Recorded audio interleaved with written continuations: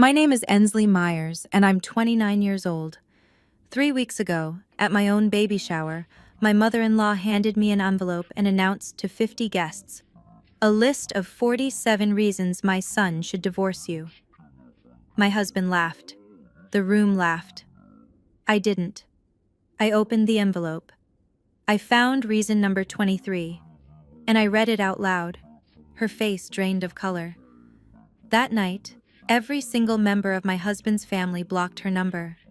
Before I tell you what was in that envelope and why it destroyed her, please take a moment to like and subscribe, but only if you genuinely enjoy this story. Also, drop a comment and tell me where you're watching from and what time it is there. I love reading those. Now, let me take you back 4 weeks, to the night my mother-in-law started planning my humiliation. It was a Tuesday night, 10 o'clock. I was lying on the couch with my swollen feet propped up on a pillow. 7 months pregnant, and every part of me ached. Ryan was on the phone with his mother. Again. I could hear Patricia's voice through the speaker, sharp, efficient, like she was running a board meeting instead of discussing a baby shower. "I've got everything planned," she said. "The caterer, the decorations, the guest list. Just tell Ensley not to worry about a thing." Tell Ensley, not ask Ensley. Ryan glanced at me. "Mom says she's handling it all. Can I talk to her?" He hesitated, then handed me the phone. "Patricia, hi. I was thinking maybe we could—" "Oh, Ensley." Her voice shifted. Sweeter now. The kind of sweet that made my teeth hurt. "You don't need to worry about anything, dear. Just rest. These things require experience. I had an idea for the theme, actually. Something simple." "That's lovely." She cut me off. "But I think my concept fits better. You've never planned a large event, have you?" The pause hung there. I knew what she meant, what she always meant. You didn't have a mother to teach you. "I'll handle everything," she continued. "A mother knows best." Before I could respond, she added, "Oh, by the way, I've invited a few of Ryan's old friends. Melissa, too. You remember Melissa?" My stomach tightened.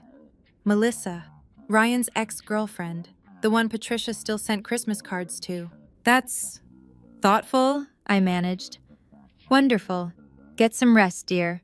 You'll need it." The line went dead. Ryan took the phone back. "See? She's got it covered." I stared at the ceiling. Why would she invite Melissa to my baby shower? 1 week before the shower, we had dinner at Patricia's house. I wore my favorite maternity dress. Navy blue, soft fabric, the only thing that still fit comfortably. I'd bought it with my own money, picked it out myself. It made me feel like me. The dining room was full. Ryan, his sister Diane, Aunt Margaret, a few cousins, everyone passing dishes, making small talk. Patricia sat at the head of the table. "Ensley," she said mid-conversation, loud enough for everyone to hear. "That dress is interesting." I looked down. "Thank you. Navy is tricky, though." She tilted her head. "Dark colors can make a woman look so heavy, especially when she's carrying." The table went quiet. "I'm comfortable in it," I said. "Of course you are," she smiled. "Comfort is important. I just think, if your mother were here, she might have mentioned that." The silence stretched. Aunt Margaret's fork paused mid-air. Diane stared at her plate. Ryan cleared his throat. "Mom, come on." But he didn't finish. He never finished. I kept my smile in place. "I appreciate the advice, Patricia, but I'm comfortable with who I am." She blinked, then laughed, light, dismissive. "Of course, dear." After dinner, I was washing my hands in the bathroom when Diane slipped in. "Hey." She closed the door behind her. "I'm sorry about her. I know she's been difficult." I met her eyes in the mirror. "It's fine." "It's not." Diane bit her lip. "Listen, there's something I need to tell you, but not here." "What do you mean? Can we meet tomorrow? Just us?" The urgency in her voice made my chest tighten. "Okay," I said. "Tomorrow." She nodded once, then left. What did Ryan's sister know that I didn't? We met at a coffee shop the next morning. Diane was already there when I arrived, stirring a latte she hadn't touched. She looked nervous. That made two of us. "Thanks for coming," she said as I sat down. "You're scaring me a little. What's going on?" Diane took a breath. "I work at First National, you know that. I handle transactions for the branch." I nodded.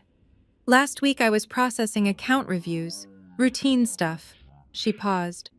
"I came across a withdrawal from your joint savings, yours and Ryan's." "Okay." $11,000, Ensley. The number hit me like cold water.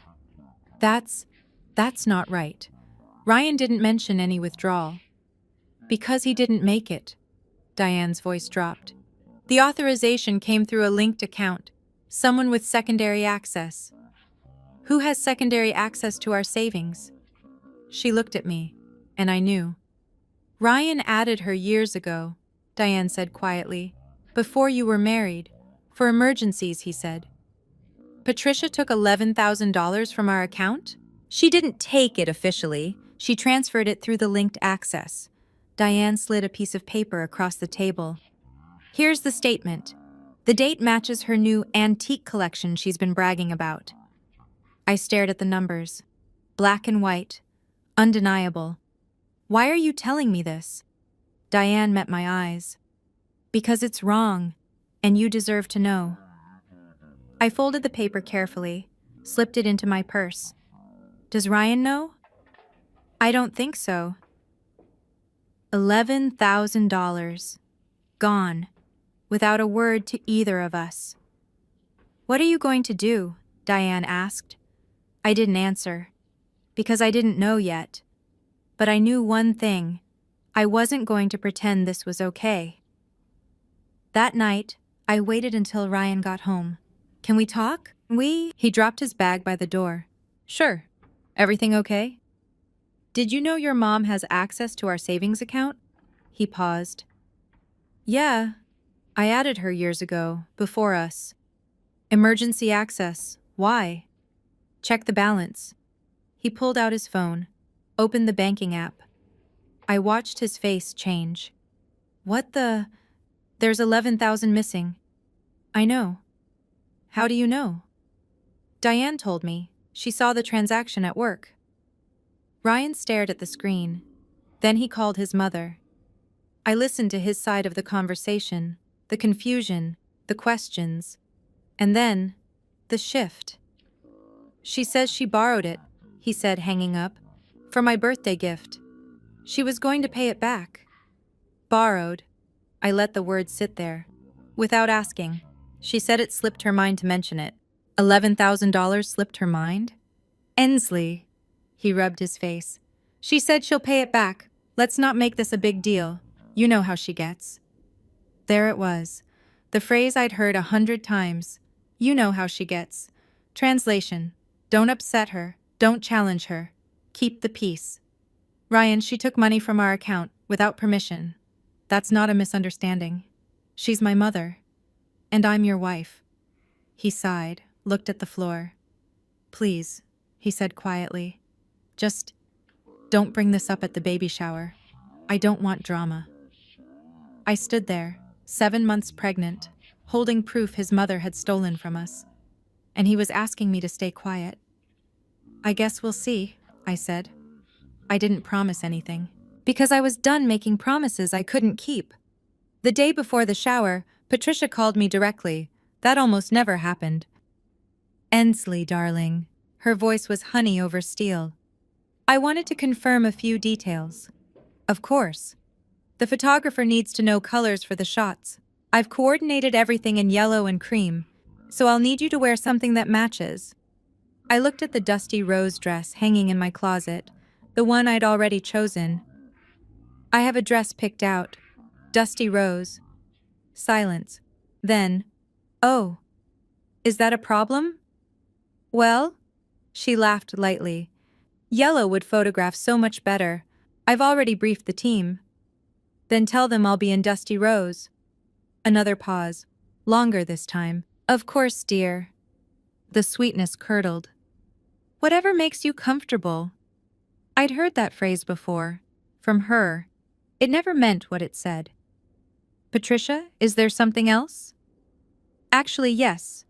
Her tone shifted, warmer now, almost conspiratorial. I have a little surprise planned for you at the party. Something I've been working on for quite some time. My grip tightened on the phone. What kind of surprise? Now, if I told you, it wouldn't be a surprise, would it? She laughed. Don't worry. I think everyone will love it. It's very personal. Personal. The word sat wrong in my stomach. I just want everything perfect, she continued. For the family. You understand, don't you? I understand perfectly. Wonderful. See you tomorrow, dear. Get plenty of rest. She hung up. I stood in my bedroom, one hand on my belly, the other still holding the phone. A surprise. Something personal. Something she'd been planning for quite some time. Every instinct I had was screaming. But I had no proof of anything. Not yet. The morning of the shower, Claire arrived early. She found me in the bedroom, half-dressed, staring at the bank statement on my dresser. You look like you're preparing for battle, she said. Maybe I am. Claire sat on the edge of the bed. We'd been friends since college. She was a nurse, practical and unshakable, the kind of person who stayed calm in emergencies. Tell me everything. So I did. The $11,000. Diane's warning. Ryan asking me to keep quiet. Patricia's surprise. Claire listened without interrupting. When I finished, she said, And you're still going to this party? I have to. If I skip, I'm the bad guy. She wins either way. So what's the plan? I looked at the dusty rose dress, at the bank statement, at my reflection in the mirror. No plan, I said. I'm just going to show up, smile, and get through it. Claire raised an eyebrow. That doesn't sound like you. What do you mean? You're an analyst, Ensley. You don't walk into situations without data. I almost smiled. She knew me too well. I opened my purse and pulled out the folded bank statement, showed it to her. I have the data. I just don't know if I'll use it. Claire looked at the paper, then at me. Whatever happens today, she said, I've got your back, and my phone is fully charged. For what? Documentation. She shrugged. You never know. I hugged her. For a moment, I felt less alone. Thank you. Don't thank me yet. She pulled back, grinning. Let's go watch your mother-in-law's surprise. I have a feeling it's going to be memorable. She had no idea how right she was. Patricia's house looked like a magazine spread. Yellow and white balloons clustered in archways. Streamers caught the afternoon light. A banner over the fireplace read, Welcome Baby Myers, in gold cursive. 50 guests milled about with champagne and finger foods. Cousins, aunts, family friends. Some I knew, most I didn't. It was beautiful, and not a single detail had been run by me. Ryan squeezed my hand as we walked in. See, Mom really outdid herself. I nodded, smiled, said nothing. The first person I noticed was Melissa. She stood near the gift table, blonde hair perfect, wearing a yellow dress that matched the decorations exactly. When she saw me, she smiled, slow and knowing. Had Patricia coordinated their outfits? Ensley, there you are! Patricia swept toward us, arms outstretched. She wore cream silk, pearls at her throat. Picture-perfect hostess. She pulled me into a hug, close, tight. Our beautiful mama-to-be, she announced to the room. Everyone applauded. But as she held me, she whispered, Glad you didn't wear yellow. Makes things easier. Before I could ask what she meant, she released me and turned to greet another guest. Makes things easier. I found Claire across the room. She raised her eyebrows in a silent question. I shook my head slightly. The next hour was a blur of small talk and forced smiles. Every few minutes I caught Patricia watching me, pleased, anticipatory. Then, at exactly 3 o'clock, she clinked a fork against her champagne glass. The room fell quiet. Everyone, please gather around, Patricia announced, beaming. Before we continue, I have a very special presentation for Ensley, something I've been working on for months. My heart began to pound. This was it, the surprise. And I had a terrible feeling I knew what was coming. Before Patricia could continue, the front door opened. Diane hurried in, cheeks flushed, slightly out of breath. She scanned the room until her eyes found mine. Something was wrong. I could see it in her face. "Sorry I'm late," she announced to no one in particular, already making her way toward me. Patricia frowned. "Diane, we're about to start the presentation. Just 1 minute, Mom." Diane reached me, took my elbow, and guided me toward the window, away from the crowd. "What's going on?" I whispered. "I heard Mom on the phone last night." Diane's voice was barely audible. "She was talking to Aunt Ruth about some list. I don't know what it is, but she sounded excited. In a bad way." My mouth went dry. "What kind of list?" "I don't know. But whatever she's planning, be careful." I glanced back at Patricia. She was watching us, smile fixed in place, eyes sharp. "Diane, listen to me." Diane gripped my arm. "If anything happens, remember what you have. The bank statement. That's not nothing. You think she'd actually... I don't know what she'll do, but I know my mother." Diane's jaw tightened. "She thinks she's untouchable. She thinks no one will challenge her in public. What if she wrote something down, something incriminating?" Diane's eyes widened slightly. "Then she just handed you the weapon." "Diane! Ensley!" Patricia's voice cut through. "We're waiting, ladies." Diane squeezed my hand once. "I'll be right here." She stepped away. I walked back to the center of the room where 50 pairs of eyes watched me. Patricia smiled, and I realized, whatever was in that envelope, Patricia had no idea what she'd actually written. Time to find out. As I moved through the crowd, a hand caught my wrist. Aunt Margaret. She was seated on the sofa near the window, champagne untouched beside her. Ryan's aunt had always been quiet at family gatherings, observing, never speaking. "Sit with me a moment," she said. I sat. "How are you holding up, sweetie?" "I'm fine, just tired." She studied my face. "I've known Patricia for over 30 years, since she married my brother." "I didn't know that." "Most people don't." Margaret glanced across the room, where Patricia was arranging something near the gift table. "She's never liked anyone who doesn't follow her rules." "Did she treat you like this too?" Margaret's smile was thin. Worse, but I didn't have proof. I felt the weight of the bank statement in my purse. "Do you?" she asked quietly. I didn't answer, just held her gaze.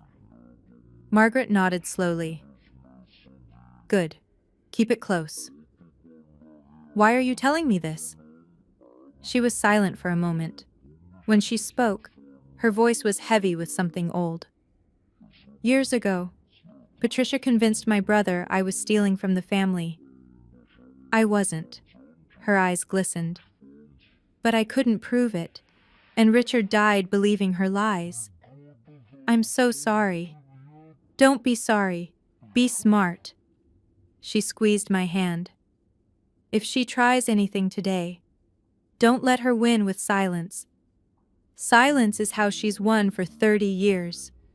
Everyone, gather around." Patricia's voice rang. Margaret released my hand. "Go, and remember what I said." I stood, walked toward the center of the room.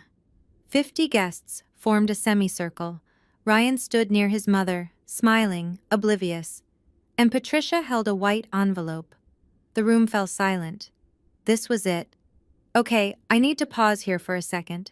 If you're as invested in this story as I was living through it, drop a comment and tell me, what would you do if your mother-in-law handed you an envelope like this? Would you open it in front of everyone? Would you walk away? I'm genuinely curious. And if you're enjoying this, please hit that like button. It really helps. Now, back to the party. Patricia stood in the center of the room, white envelope in hand. The afternoon light caught the pearls at her throat. She looked every inch the gracious hostess, warm, welcoming, benevolent. "Ensley, sweetheart." She extended her hand. "Come here." I walked toward her. Each step felt like wading through water. 50 guests watched, smiling, expectant. They thought this was part of the celebration. "I've put so much thought into this moment," Patricia said, loud enough for everyone to hear. "As a mother, I only want the very best for my son." Murmurs of agreement, nods. Someone said, "How sweet." Patricia held out the envelope. "This is a list," she announced, "of 47 reasons my son should divorce you." For 1 second, the room was completely silent. Then Ryan laughed. It started small, a surprised chuckle. Then it spread. Aunt Ruth laughed. Cousin David laughed. A woman I didn't recognize laughed so hard she dabbed her eyes. They thought it was a joke, a gag gift, mother-in-law humor. Patricia laughed too, her eyes crinkling at the corners. But I noticed. Her gaze never left my face. This wasn't a joke. She wanted to see me break. Ryan nudged me. "Come on, babe, open it." I took the envelope. It was heavier than I expected. "Go ahead," Patricia said sweetly. "Read it. It's all in good fun." Her smile sharpened. "Unless you're afraid of what you'll find?" Another ripple of laughter from the crowd. I looked at Ryan. He was still smiling, waiting for me to play along. I looked at the envelope in my hands, and I thought about every dismissive comment, every backhanded compliment, every time I'd stayed silent to keep the peace. I wasn't afraid. I was done. I opened the envelope. Inside were 4 pages, white paper, neatly typed, numbered 1 through 47. The room was still buzzing with amusement. Someone whispered, "This is priceless." Another said, "Patricia's such a character." I began to read. Number 1, she doesn't know how to cook a proper roast. Number 4, she convinced my son to move 20 minutes away from me. Number 7, she works too much. A wife should be home. Number 15, she's too independent. A good wife relies on her husband. The complaints were petty, small. The kind of grievances a bitter woman collects over years, polishing them like stones. But I kept reading. Number 19, she didn't invite me to her doctor's appointment. Number 21, she won't let me decorate the nursery. And then I reached number 23. I read it once, then again. My heart stopped. "Well?" Patricia's voice broke through. "Anything interesting?" I looked up, met her eyes. Around me, 50 people waited. Claire stood in the corner, phone in hand. Diane hovered near the door, pale. Aunt Margaret watched from the sofa, hands folded. Ryan was grinning. "Come on, read some out loud. This is hilarious." Patricia tilted her head. "Yes, dear, share with the class." I looked at the words one more time. Reason number 23. She doesn't even know I accessed their joint bank account to withdraw money for Ryan's birthday gift. Proof she doesn't pay attention to their finances. She'd written it down. Patricia had actually written down her own confession, and she had no idea. I lifted my head. "May I read this one out loud?" Patricia's smile widened, triumphant. "Of course, dear. Whichever one you like." I took a breath, and I began to speak. My voice was steady, calm. I didn't raise it. I didn't need to. Reason number 23. The room leaned in. She doesn't even know I accessed their joint bank account to withdraw money for Ryan's birthday gift. Proof she doesn't pay attention to their finances. Silence. Complete, absolute silence. Complete. I continued, same measured tone. For the record, I did know. The withdrawal was $11,000. I reached into my purse, pulled out the folded bank statement. "I have the documentation right here." Patricia's face went white, not pale, white, like someone had pulled a plug and drained every drop of color from her skin. That's... she stammered. First time I'd ever heard Patricia Whitmore at a loss for words. Ryan stepped forward. "Wait, Mom, you took money from our account?" "I was going to pay it back." Patricia's voice pitched high. "It was for your birthday." "You never asked me." "I didn't need to ask. I'm your mother." Aunt Margaret stood up from the sofa. Her voice cut through the room like a knife. You accessed their account without permission. She walked toward Patricia. That's not borrowing, that's stealing. The whispers started, low at first, then louder. $11,000? Without telling them? She wrote it down? I stood perfectly still. I hadn't accused anyone, hadn't raised my voice, hadn't made a scene. I'd simply read her own words back to her. Patricia spun around, searching for allies. But everywhere she looked, she found only stares. Shock. Disgust. Diane stepped forward. It's true. I work at the bank. I saw the transaction myself. Diane! Patricia's voice cracked. You're siding with her? I'm siding with the truth, Mom. The room erupted. Everything happened at once. Voices overlapped, questions fired from every direction. How long has this been going on? Did Ryan know? Is this why she's been so hostile? Patricia stood frozen in the middle of the chaos, mouth opening and closing like a fish pulled from water. Aunt Margaret wasn't finished. This isn't the first time, is it, Patricia? The room went quiet again. Margaret walked closer. 30 years of silence burned in her eyes. You told my brother I was stealing from the family. Her voice shook. I never stole a thing, but Richard believed you. He died believing your lies. Gasps scattered through the crowd. A cousin spoke up. David, Patricia's own nephew. Wait, is that why Dad stopped talking to Aunt Margaret? She made it up. Margaret's tears spilled over now. All of it, and I spent decades being treated like a criminal. Patricia's composure crumbled. That was different. Different how? Margaret cut her off. You lied about me. Now you've stolen from your own son. And then you wrote it down. Movement near the gift table. Melissa stepped forward. Mrs. Whitmore. Her voice was quiet but carried. You told me you invited me because Ensley wanted old friends here. That wasn't true, was it? Another murmur swept the room. Patricia had invited Ryan's ex-girlfriend to his wife's baby shower under false pretenses. I was trying to... Patricia started. You were trying to hurt me, I said. Not angry, just clear. You've been trying to hurt me since the day we met. I held up the list. These are your words, Patricia, not mine. All 47 of them. She had no response. For the first time in 30 years, Patricia Whitmore had nothing to say. Ryan stood between us. I watched him process it. The list, the money, the lies. Years of conditioning cracking like ice under sudden weight.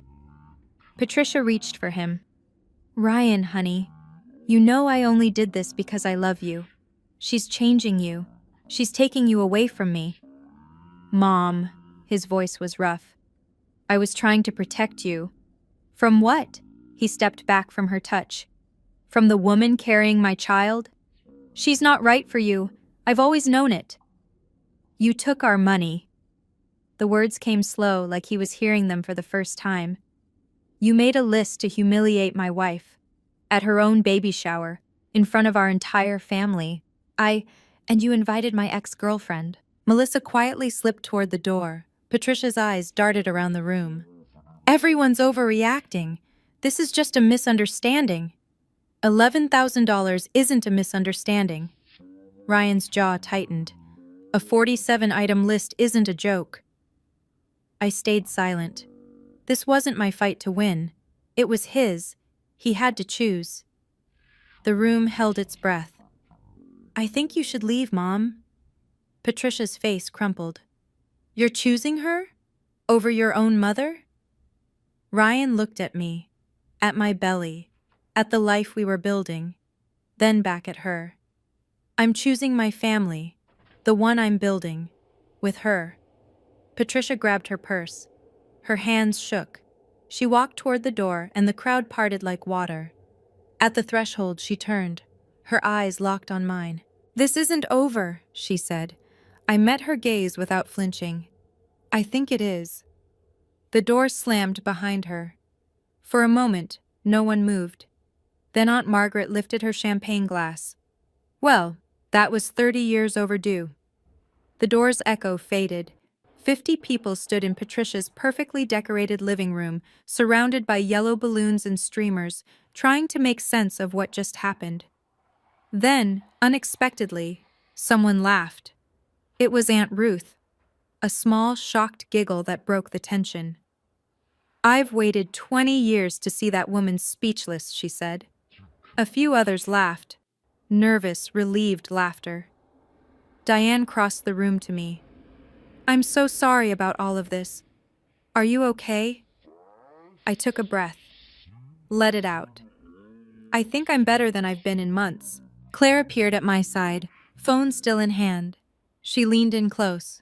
"I got it all on video, just in case." I nodded. "Not for revenge, just for protection. There's a difference." Ryan came to me then. His face was pale, eyes red. "Ensley." His voice broke. "I'm sorry. I should have seen this sooner." I took his hand. "You see it now. That's what matters." Around us, the baby shower slowly resumed, awkwardly at first, then with genuine warmth. Someone cut the cake, someone else started opening gifts, but the mood had shifted, lighter somehow, like a pressure valve had finally released. Patricia's cousin Ellen found me near the dessert table. "Thank you," she said quietly. Someone needed to stand up to her. We've all been too afraid. Similar whispers reached me throughout the afternoon. Relatives I'd barely met, friends of the family, all with the same message. It was about time. I didn't expose her. She exposed herself. I just read what she wrote. By the time we left that evening, I realized something had changed. For the first time since I'd married Ryan, I didn't feel like an outsider in his family. I felt like I belonged. Before the party ended, a small group gathered in Patricia's study. Ryan, me, Diane, Aunt Margaret. The door closed behind us. "We need to talk about next steps," Margaret said. Ryan sat on the edge of Patricia's desk, the desk where she probably typed that list. "I'm removing her access from our accounts first thing tomorrow." "Good," Diane said. "That should have been done years ago." "And the 11,000? I asked. Diane pulled out her phone, checking something. "Legally, you have options. The withdrawal was unauthorized. You could pursue it." "I don't want to sue her." I shook my head. "I just want boundaries." "Then make them clear." Margaret's voice was firm. "In writing, no more family favors, no more access to your finances, your home, or your decisions, not until she earns it back." Ryan nodded slowly. "I'll send her an email, lay it all out. No contact until she apologizes and pays back the money." "An actual apology," Diane added. "Not her usual, 'I'm sorry you feel that way' nonsense." "And the baby shower?" I looked around the room. "Do we just pretend this didn't happen?" Margaret laughed. It was warm, genuine. "Honey, this is the most honest family gathering I've been to in 30 years. Ryan took my hand. "I'm not cutting her off forever. She's still my mother. But until she takes responsibility, she doesn't get access to our life." I squeezed his hand back. It wasn't a perfect solution. It wasn't even a complete one. But it was a start. Boundaries aren't about punishment. They're about protection. And for the first time in my marriage, I had both my husband and his family standing beside me. That was worth more than any apology. Can I be honest with you for a second? When I was standing there reading that list out loud, my hands were shaking. But I realized something. Silence wasn't protecting me. It was protecting her. If you've ever had to stand up to someone who thought they were untouchable, I see you. Drop a heart emoji in the comments. And if you're new here, please subscribe. We've got more stories coming. Now let me tell you what happened that night. That night, our apartment felt different, quieter, lighter, like a storm had passed and left everything clean. Ryan sat on the couch staring at his phone. "I have 12 messages," he said. From who? Everyone. He scrolled through. Uncle David, Cousin Beth, Aunt Ruth, people who haven't texted me in years. What are they saying? He read a few out loud. Diane. Mom's been calling everyone. No one's answering. Aunt Margaret. Blocked her number. 30 years too late, but better late than never. Cousin Beth. I always knew something was off with her. Thank you for finally proving it. Uncle David. Proud of you, son. That took guts. Ryan set the phone down. His eyes were distant. How do you feel? I asked. He thought for a long moment. Guilty, he said. Relieved, sad, all at once. That's okay. I sat beside him. You're allowed to feel all of it. I spent 31 years thinking her behavior was normal. He turned to look at me. It took you standing up to show me it wasn't. I didn't say anything, just rested my head on his shoulder. His phone buzzed. He checked it, then showed me the screen. He'd blocked Patricia's number. I'll unblock her when she's ready to be a grandmother, he said quietly, not a controller. I thought about the baby growing inside me, about the family I wanted to build. She can still fix this, I said. All she has to do is apologize, genuinely. You think she will? I remembered Patricia's face as she left, the rage, the humiliation, the promise in her eyes. I don't know, I said honestly, but the door's not locked, just closed. Whether she chose to open it was up to her. A week passed. Then the email arrived. Ryan showed me on a Sunday morning, his face carefully neutral. It's from her. I set down my coffee. What does it say? He read it aloud. Dear Ryan, I've had time to reflect on what happened at the shower. I'm deeply hurt that you chose to publicly humiliate me in front of our entire family. Ensley clearly orchestrated this to turn everyone against me. I was only trying to protect you, as I always have. The money was a loan, nothing more. I expected my own son to understand that. I hope you'll reconsider your position and see that I've only ever wanted what's best for you. Love, Mom. He put the phone down. I waited. She's not apologizing, he said finally. She's explaining why she was right. I know. She's blaming you. I noticed. He rubbed his face. What do I do? I thought about it. About Patricia. About second chances. About boundaries that mean nothing if they bend at the first test. That's your call, I said. But if you respond, be clear. He picked up his phone, started typing, deleted it, started again. When he finished, he showed me. Mom, until you genuinely apologize to Ensley and pay back the money, I won't respond. I love you, but I love my family more. You didn't have to mention my name. Yes, I did. He looked at me.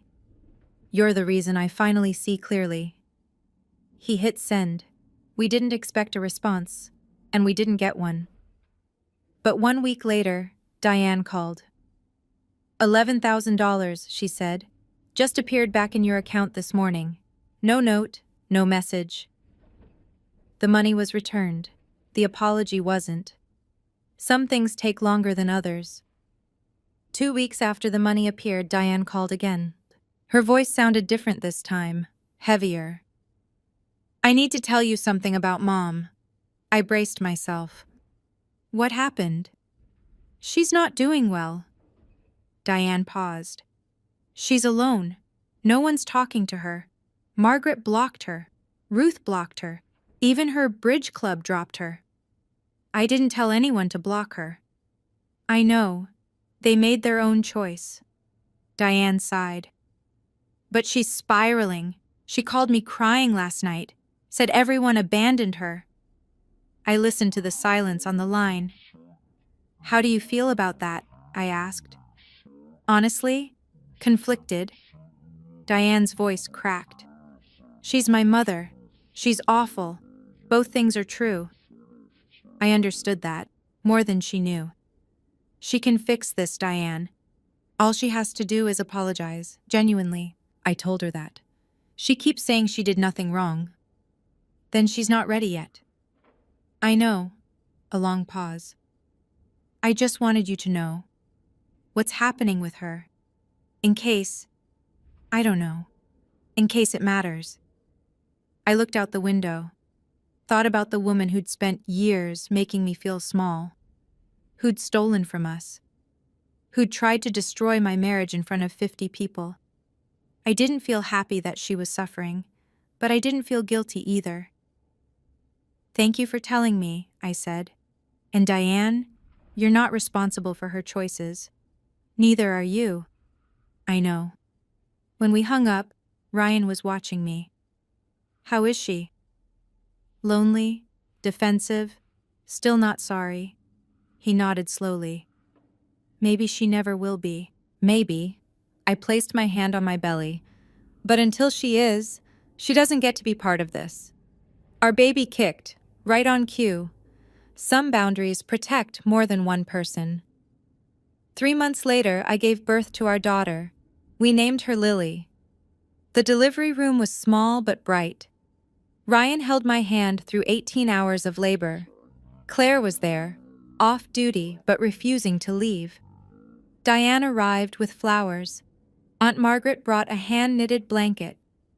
Patricia wasn't there. She still hadn't apologized. I held Lily for the first time, this tiny, perfect person, and felt the world shift on its axis. Everything that had happened before suddenly felt smaller, less important. This was what mattered now. She's beautiful, Claire whispered. Claire, she looks like you, Ryan said, tears on his cheeks. I looked at my daughter's face, at her tiny fingers, at the future stretching out ahead of her.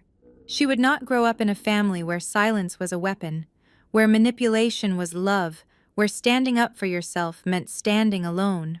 I would make sure of it. Later that evening, Ryan sat beside my hospital bed, phone in hand.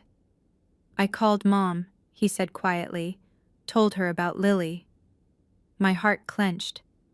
What did she say? She cried, asked if she could see her. And? Ryan met my eyes. I said when she's ready to respect my wife, she can meet my daughter. I reached for his hand. That must have been hard. It was. He squeezed my fingers. But it was the right thing. Diane appeared in the doorway. Hey, she said softly. I just wanted you to know. I talked to Mom this morning. She mentioned therapy. Therapy? For the first time in her life, Diane almost smiled. Maybe there's hope. I looked at Lily, sleeping peacefully in my arms. Maybe there was, but hope wasn't the same as trust. That would have to be earned. 6 months after Lily was born, a letter arrived. Not an email, a handwritten letter on cream stationery with Patricia's familiar slanted script. I almost threw it away. Instead, I sat at the kitchen table while Lily napped, and I read. It was 2 pages long. She wrote about her childhood, growing up with a mother who never showed affection, learning that love meant control, and control meant safety. She wrote about losing her husband, Ryan's father, and how terrified she'd been of losing Ryan too. Then she wrote this. I convinced myself that if I could control everything around my son, I could keep him safe. But I was wrong. I wasn't protecting him. I was suffocating him. And I was cruel to you because you threatened the only kind of love I knew how to give. I'm sorry. Not sorry you feel that way. Not sorry if I hurt you. I'm sorry for what I did. For the list. For the money. For every time I made you feel like you weren't enough. You are enough. You always were. I was just too broken to see it. I read the letter twice, then a third time. Ryan came home to find me at the table, the pages spread before me. He read it in silence. When he finished, his eyes were wet. What do you want to do? I asked. He looked at me. What do you want? I thought about it. The pain, the humiliation, the scars, but also the possibility. We can meet, I said finally. Once, in a public place, with clear rules. And if she breaks them? Then we're done. Ryan nodded. One more thing, I added. She's not holding Lily until she looks me in the eye and says it in person. Fair. More than fair. But I was willing to try. We met at a coffee shop on a Tuesday afternoon. Neutral ground, public space. Lily and her stroller between us. Patricia looked different, smaller somehow. The sharp edges softened. She wore less makeup, simpler clothes. 6 months of therapy and isolation will do that to a person.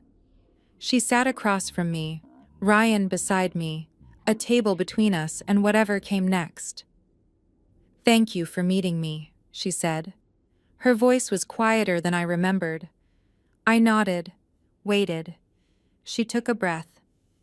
I'm sorry. Her eyes met mine directly. For the list, for the money, for years of making you feel unwelcome in your own family, for using your mother's absence as a weapon.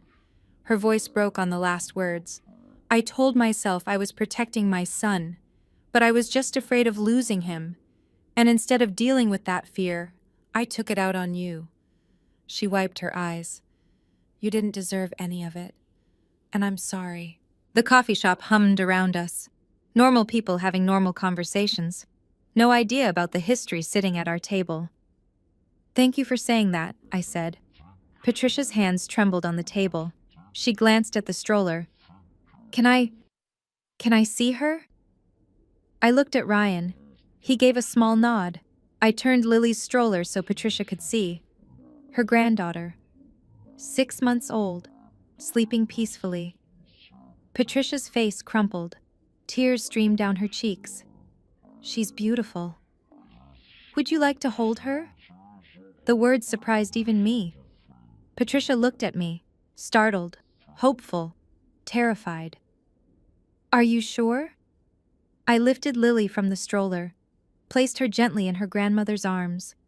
Patricia held her like something precious and fragile, which she was. I watched them together, the woman who had tried to destroy my marriage, holding my daughter. I hadn't forgiven her completely. Maybe I never would, but I'd given her a chance. Because boundaries aren't walls, they're doors. And she'd finally found the courage to knock. And that's where my story ends. For now. Thank you for staying with me through all of this. If this story made you feel something, seen, understood, or just a little less alone, please drop a comment and tell me your thoughts. And if you want more stories like this, check the description below. I've linked some of my favorites. Subscribe, hit the bell, and I'll see you in the next one. Take care of yourselves. And remember, your boundaries are not negotiable.